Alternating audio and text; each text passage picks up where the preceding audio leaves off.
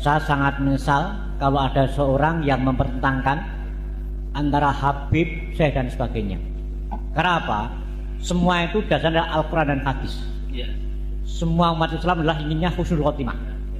Kalau sudah kita berdasarkan Quran, hadis, kiblatnya sama, apa ditentangkan? Entah itu dari Habib, dari Syekh, dari Syarif, saya kira ada masalah.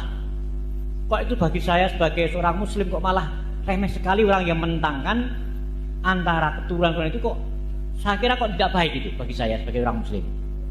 Itu kalau didengar oleh orang non muslim itu malah sebagai bahan candaan itu.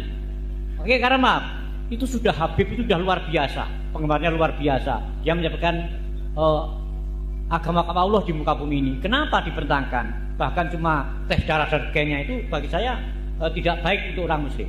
Yang kedua, kalau toh itu benar-benar bukan keturunan Nabi, why not? Apa salahnya dia menjabarkan agama Islam untuk ukhuwah Islamiyah, untuk membuat persatuan bangsa? Kenapa dipermasalahkan?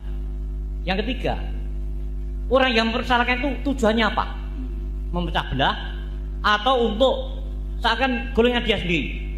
Kalau untuk golongan sendiri, apa gunanya kita bercerai-berai karena bertangan untuk tes darah sekalian? Itu bagi saya seorang muslim yang ingin saya jujur mati kunus khotimah, bukan untuk bertahan seperti itu. Ya, bagus. Ya, terima kasih. Assalamualaikum warahmatullahi wabarakatuh. Ini saya setuju bahwa seluruh umat Islam itu harus mempunyai hak yang sama dalam kemuliaan. Walaqad karramna bani Adam, bahwa kami telah memuliakan seluruh anak Adam.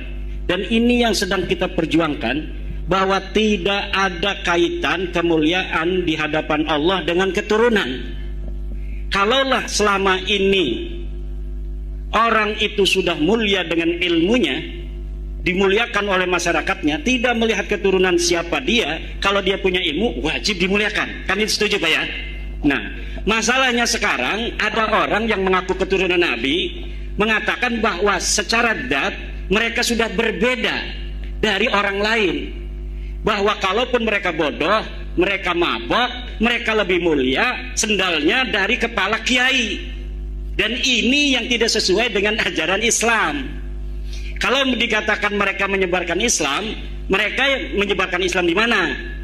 Yang sekarang mengajarkan bisa selawatan, tapi yang menyebarkan Islam kan Wali Songo. Wali Songo itu adalah keturunan Nabi, bukan dari Baklawi, tapi diakui oleh mereka dalam kitab mereka tahun 1984 bahwa Wali Songo keturunan Baklawi. Tidak ada manuskrip yang memperkuat itu. Bahkan kitab-kitab manuskrip yang sekarang ditemukan mengatakan Wali Songo bukan keturunan Ba'alwi, dia keturunan Al-Kazimi, Al-Musawi, juga dari Al-Jailani. Mereka datang itu baru 4 generasi paling. Tahun 1800 ketika Hadramaut lagi kurang makan. Di dalam bukunya Jajat Burhanuddin dikatakan negara Hadramaut ini, provinsi Hadramaut, tidak bisa memberi makan seluruh penduduknya. Dia hanya bisa memberikan makan 30% penduduknya. Makanya dicarilah daerah-daerah yang subur agar manusia itu kan punya perut, dia punya mulut, harus makan. Maka dicarilah tempat-tempat yang subur, diantaranya dia pindah ke Indonesia.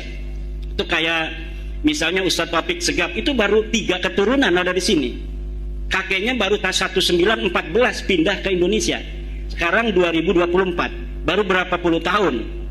Yang lainnya Utsman bin Yahya itu tahun 1830-an sudah ada di sini, itu lebih tua. Yang lain itu yang banyaknya itu tahun 1901 sampai 1943. Nah, di Indonesia ini itu sudah mayoritas Islam. Maka kalau dikatakan mereka menyebarkan Islam di Indonesia, itu terbantahkan oleh kesimpulan sejarah, di mana sejarah versi Hamka mengatakan abad ke-7 ke-8 kita sudah banyak yang Islam, tetapi tidak semasif pada abad ke-15 ke-16 di zaman Wali Songo. Jadi yang paling banyak menyebarkan agama Islam di Indonesia itu terjadi pada masa Wali Songo. Sebelumnya sudah ada Syekh Bentong, Syekh Hasanuddin di Kerawang, tapi tidak semasif Wali Songo. Kenapa Wali Songo itu berhasil?